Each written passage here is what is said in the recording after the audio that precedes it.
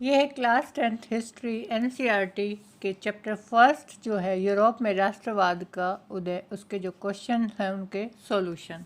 मैं आपको एक इजी लैंग्वेज में ये समझाने जा रही हूँ। आपने अभी तक मेरे चैनल को सब्सक्राइब नहीं किया है तो कर लीजिए, और आपको अगर ये नोट्स पीडीएफ में चाहिए तो मैंने अपने डिस्क्रिप्शन बॉक्स में ईमेल आईडी मेंशन की है, वहाँ आप मुझे मेल कर सकते हैं।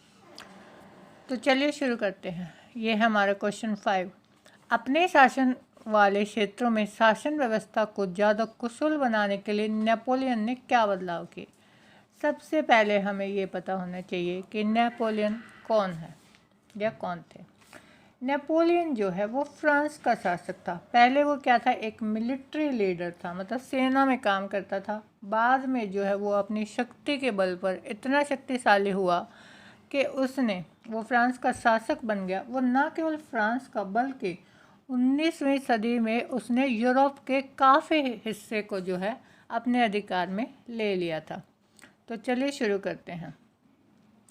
अपने शासन वाले क्षेत्रों में शासन व्यवस्था को ज़्यादा कुशल बनाने के लिए नेपोलियन ने निम्नलिखित बदलाव किए।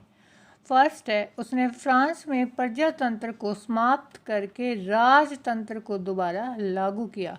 नेपोलियन ने क्या किया, जो डेमोक्रेसी थी, लोकतंत्र यानी प्रजातंत्र जो था, उसको ख़त्म किया और दोबारा से जो है वो एक राजा के अंतर्गत जो शासन चलता है यानी राजतंत्र, उसको दोबारा लागू कर दिया। उसने जन्म के आधार पर विशेषाधिकार समाप्त कर दिए। उसने कानून के सामने बराबरी और संपत्ति के अधिकार को सुरक्षित बनाया। उसने क्या किया, जो जन्म के आधार पर, जैसे राजा का बेटा राजा बनेगा, इस तरह से जो अधिकार विशेषाधिकार होते हैं जो जन्म से हमें मिलते हैं उनको समाप्त कर दिया।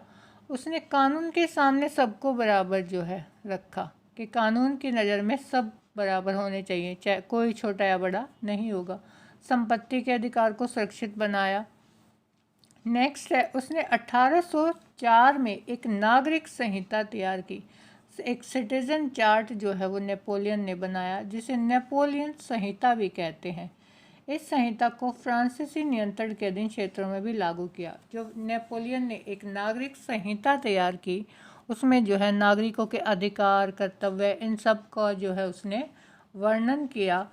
जो ये नागरिक संहिता थी, केवल फ्रांस में नहीं बल्कि फ्रांस के नियंत्रण में जो अलग से जो क्षेत्र थे वहाँ पर भी इसको लागू किया गया। नेक्स्ट है, उसने सामंती व्यवस्था को समाप्त कर दिया। सामंती व्यवस्था ये क्या होती है? सामंती व्यवस्था क्या है कि राजा के जो राजा होते थे पहले, उनके अधिकार में जो भी भूमि का टुकड़ा या भूमि होती थी, वो जो है पूरी भूमि को तो वो नहीं संभाल सकता राजा, तो वो क्या करता था, अपने नीचे सामंत रखता था जो उस भूमि की देखभाल करते थे या उस पे जो है कृषि कार्य कृषकों से करवाते थे।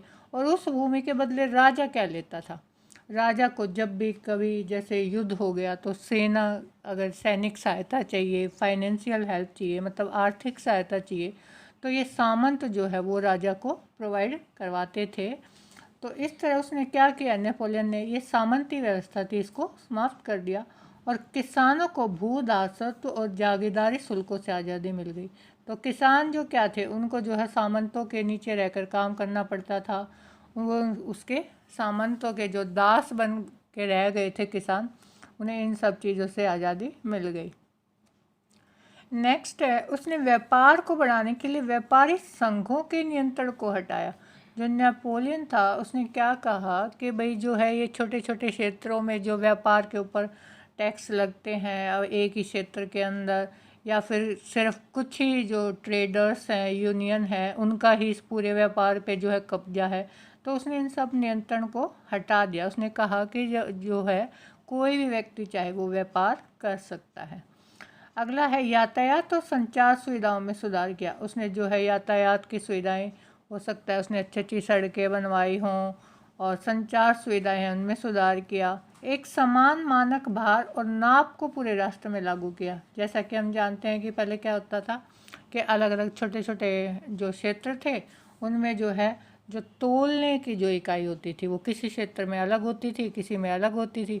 तो नेपोलियन ने क्या किया, उन जो है अलग अलग इकाइयों को समाप्त करके पूरे राष्ट्र के लिए, पूरे फ्रांस के लिए एक इकाई बनाई कि कोई जो भी व्यापार करना चाहे तो ये नहीं है कि यहाँ पर वो चीज़ हमारी जो है तौल में 1 किलो है तो दूसरे के वहाँ वो 1.5 किलो हो या फिर 1 किलो से कम हो।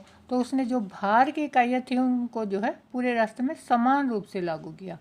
नेक्स्ट जो उसने किया, एक राष्ट्रीय मुद्रा को लागू किया। उसने क्या कहा कि जो हमारा पूरा जो एक राष्ट्र है उसकी जो हमारी मुद्रा, जैसे हमारा भारत है, भारत में हमारी मुद्रा क्या चलती है, रुपया।